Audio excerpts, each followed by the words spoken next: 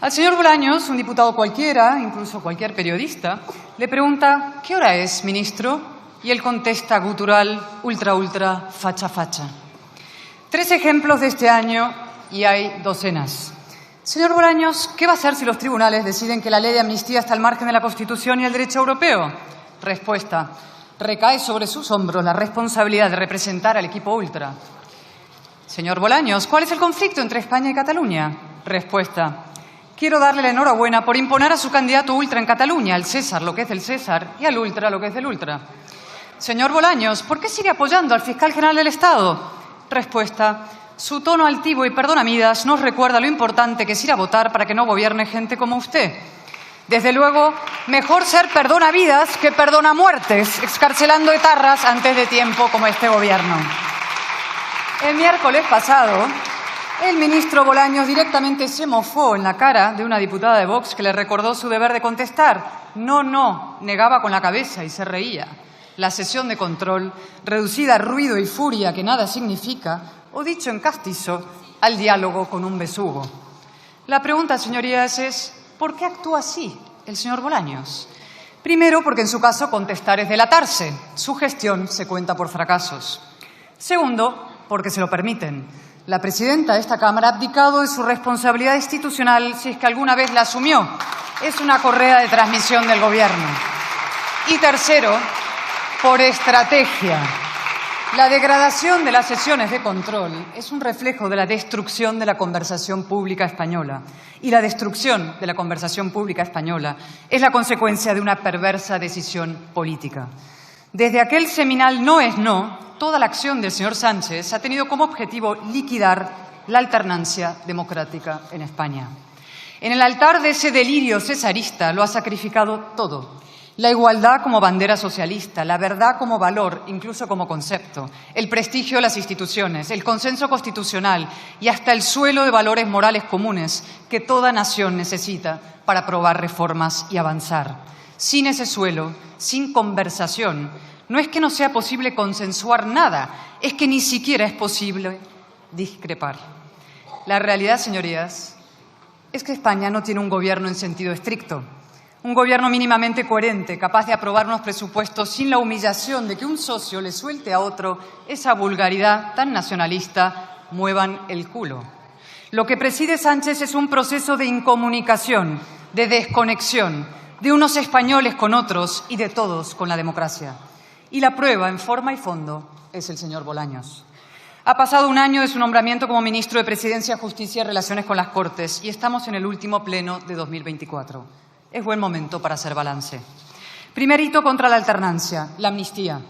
Un año después del pacto PSOE-Junts, el señor Bolaños sigue sin citar un solo precedente de un político que haya borrado los delitos de otros políticos a cambio del poder. Es decir, de una amnistía con ánimo de lucro, porque no existe, claro.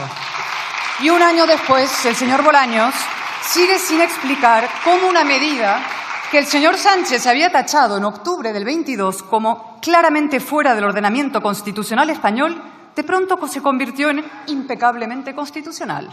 De ilegal a legal con la misma ley vigente. De la noche a la mañana, literalmente, es el milagro del 23 de julio. El fruto de la conjunción estelar entre los 7 votos de un prófugo y la codicia oceánica de un hombre sin escrúpulos. Lo que Torcuato Fernández Miranda habría llamado una maniobra torticera. ¿Y qué dice de esto el ministro gutural? Ultra. Bueno, y algo más. Me felicito a mí mismo. Sus señorías se acordarán, cómo olvidarlo, cuando se plantó en el patio del Congreso y proclamó la amnistía será un referente mundial y marcará historia. ¡Qué farsa! Y sobre todo, ¡qué farsa fracasada! Ya es Navidad en Waterloo y la amnistía sigue sin aplicarse. El prófugo volvió a Barcelona, sí, pero para una charlotada estival. Ya soca aquí, ya no soca aquí. Un Houdini jodido.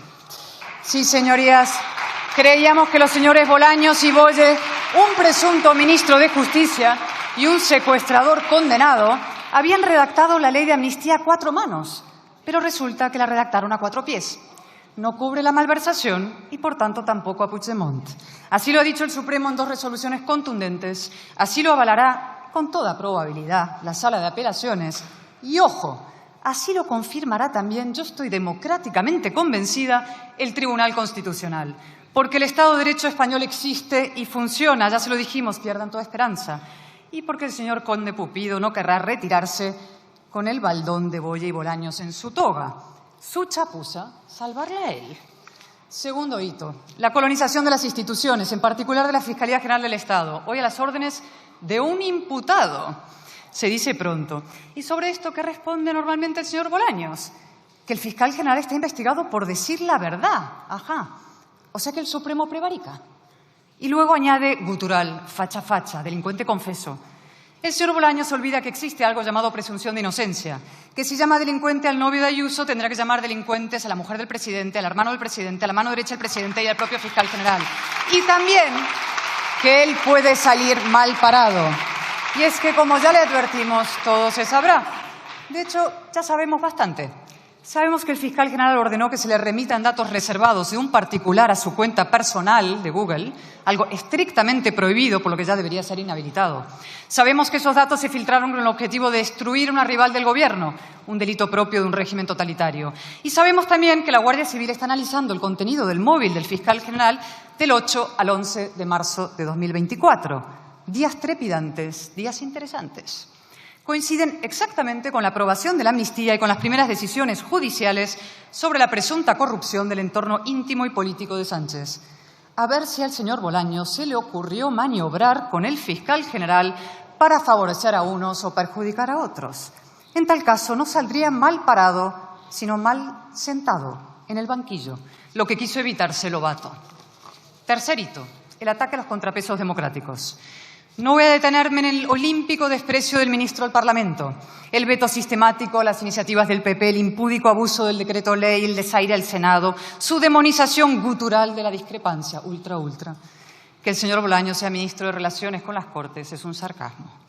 Tampoco ahondaré en sus ataques al pluralismo informativo y la libertad de prensa. En septiembre presentó un portentoso plan de acción por la democracia, entre cuyos objetivos no solo figura, oigan bien, mejorar la rendición de cuentas y la calidad de la conversación pública, sino también asegurar el pluralismo y la independencia de los medios de comunicación públicos. Un mes después colocó a su jefa de prensa como consejera de Radio Televisión Española. Donde sí voy a detenerme es en su particular relación con la justicia. ¿Recuerdan cuando el señor Bolaños se comprometía a defender a los jueces de los ataques de sus socios? Cuando clamaba, y cito lateralmente, me parece intolerable cualquier acusación o señalamiento, venga de donde venga. Cuando se justificó, cabizbajo ante el Supremo, yo no estaba en el Congreso el día en que Nogueras os llamó indecentes desde la tribuna, no volverá a ocurrir. 6 meses después, los ataques los lidera él. La hipocresía es la marca de la Casa Socialista. En realidad, el mayor bulo que circula en España es que el señor Bolaños haya sido alguna vez ministro de Justicia. Aceptó incluir la acusación de Lawfare en el pacto con Puigdemont para la investidura. En verano se lanzó por el juez Peinado con nombre y apellidos y groseras acusaciones y todo el coro ministerial detrás, hasta que los tribunales lo dejaron en evidencia. Y ahora está a punto, pero a punto, de acusar al Supremo de prevaricación. A ver si hoy lo hace abiertamente, a ver si se atreve, como sus socios, como sus colegas de bancada, como su jefe. La frase del señor Sánchez sobre las cartas marcadas, es decir, su acusación a la justicia de actuar en connivencia delictiva con el PP, es un salto cualitativo en la deriva antidemocrática del Gobierno. Evoca las leyes de transitoriedad jurídica aprobadas por Puigdemont en septiembre del 17. Responde al mismo estímulo populista y autoritario. No es solo que el Gobierno necesite someter a la justicia. Evidentemente, la supervivencia de Sánchez depende de la impunidad de sus socios, de su mujer, de su entorno, de la suya. Es que ahora encima cree que le conviene. Sánchez busca enfrentar al pueblo con los jueces, busca enfrentar a la democracia con la ley, como si pudiera haber democracia sin ley, como si el Estado de Derecho pudiera someterse a plebiscito. Y no, señorías, la democracia no se vota.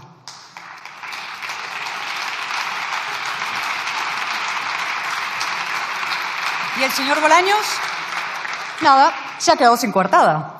Años deslegitimando al Consejo General del Poder Judicial, insultando a sus miembros, diciendo que son peones del PP porque denuncian los ataques del Gobierno. A ver cómo explica ahora el comunicado de la magistrada Perelló. ¿Dirá que los jueces no han completado la transición? Esa última genialidad salida de Moncloa. ¿La llamará gutural ultra?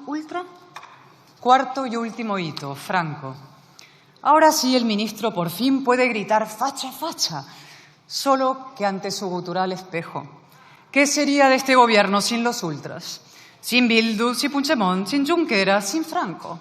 ¿Qué sería de él sin la polarización?